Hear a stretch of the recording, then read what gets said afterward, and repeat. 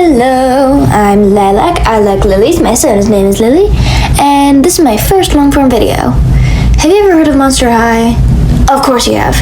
And if you haven't, what rock were you living under? Was Patrick Star in there with you?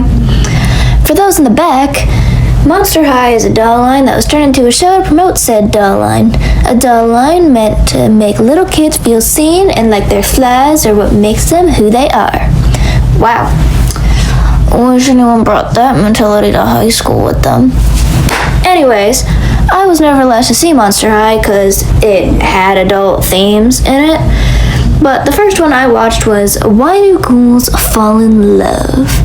And I think it might be one of my favorites to this day. I know Valentine sucks and he's a heartbreaker, but he's just so yummy.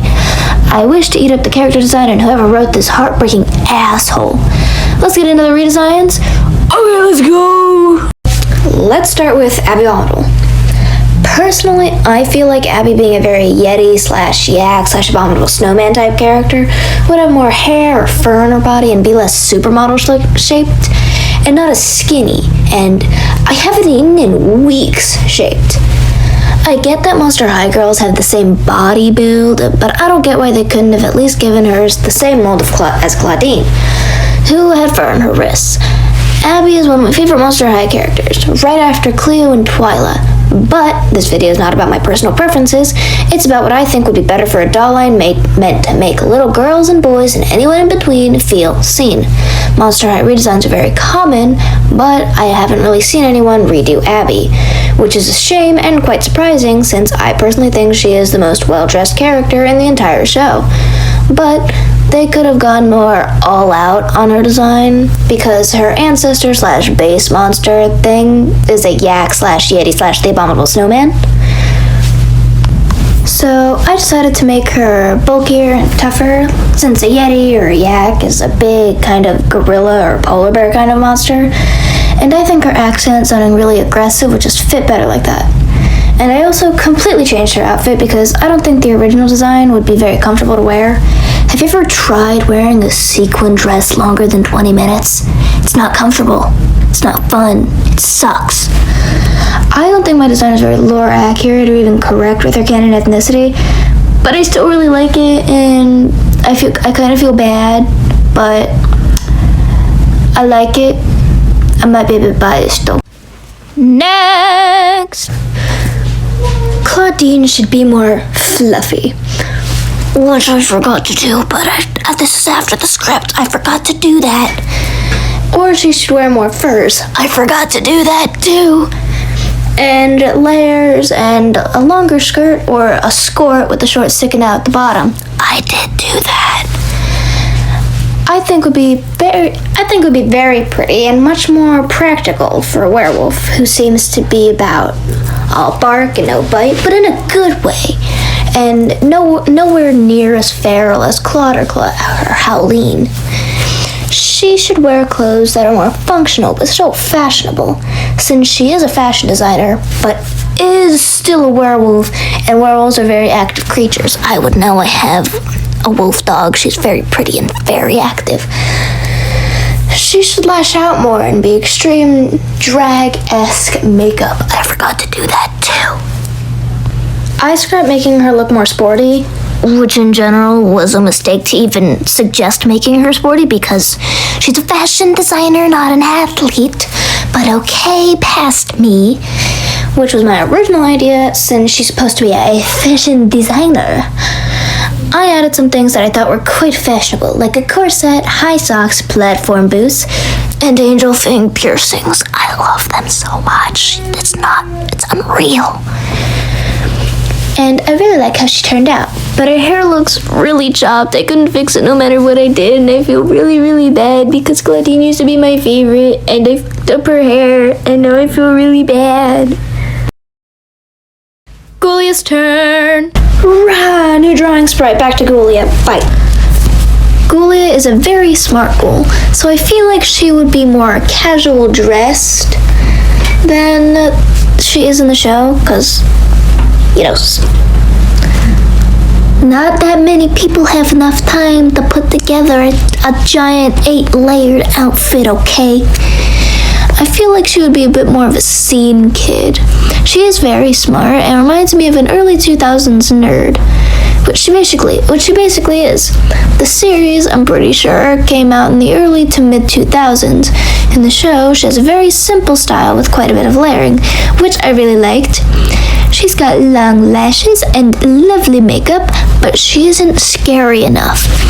She's too simple. She needs some big old jumps taken out of her, which, as you can see, I did. With the redesign, I kept the scene kid thing I had and got rid of the makeup, but I gave her men's dress shoes, so it's aight. I'm never saying that again. I love me some bell sleeves and cargo pants and patches and blue and the colors I picked. I'm just really happy with this design.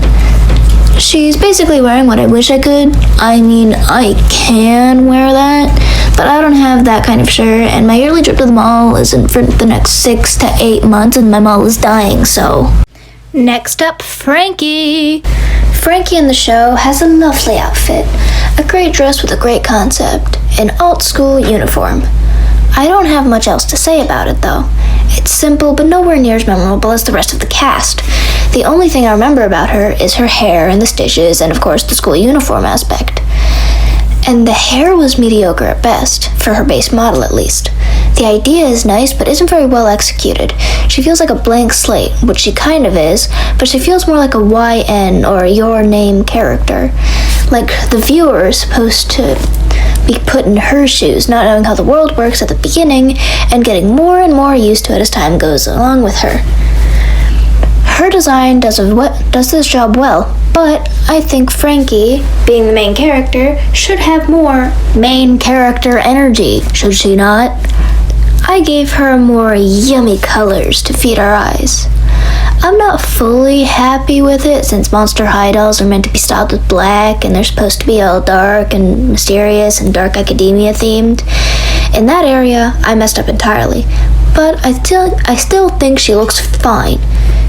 She doesn't fit in with the original theme for Monster High, but it's still better than the new generations, and I will stand by that until I effing die. The new ones are nowhere near as good as the old ones. Next up is Draculora, and I should have done her first, but I didn't. I don't have much to say about Draculora. The design is very pretty and very fitting for her personality and what she's into, which isn't being a blood-sucking monster. She likes cheerleading and gossip and is a vegan, so a thin, somewhat fit body matches her almost perfectly. I see no issues, and her outfit has pants with her skirt, which makes her more mobile and allowed to exist, however, while she's still looking extra fabulous. She's in a relationship with Claude, a werewolf. Yes, forbidden romance without any issues. Take notes, Laguna. I like how mine looks more realistic, but still like Draculora, but in a different flavor. I like how she turned out, the hair is pretty good, and I kept her skin pink but more pale. And of course, I remembered her heart birthmark. Will I ever forget? I will never forget! Valentine made it the symbol of Valentine's Day because it's important. Because of it. Is it important to the plot? No, not really. But it's important. It's an important feature. Because Why Do Ghouls Fall in Love is an elite movie. Don't fight me. I fumbled so hard over that part of the script because my cat kept standing in front of my computer. But you know, cats will be cats, right? My little orange tabby. My cat is purring. Can you hear him? Probably. I'm gonna turn the audio up after this. Bye-bye. This is the finished lineup. I love how they all turned out. They all look so fashionable and pretty. Well, that was all my redesigns. This took me an entire month to make and record and draw because I couldn't find good times for anything. And I'm really happy with how all these turned out, and this part of the video is unscripted, can you tell? I had a bunch of stuff happen, and I got more extracurriculars, and my cats, my freaking cat, he's laying on my phone. Jesus. Well, I hope you find your way back to my garden eventually. Maybe drop by next time I post another video like this. And what kind of theme should I do next time? Should I continue the lineup of dolls? Or should I make a completely new concept? You should comment down below and like and subscribe if you haven't already. That would be very lovely and would help out a lot. Tell me that you like this kind of video. Anyway, bye-bye.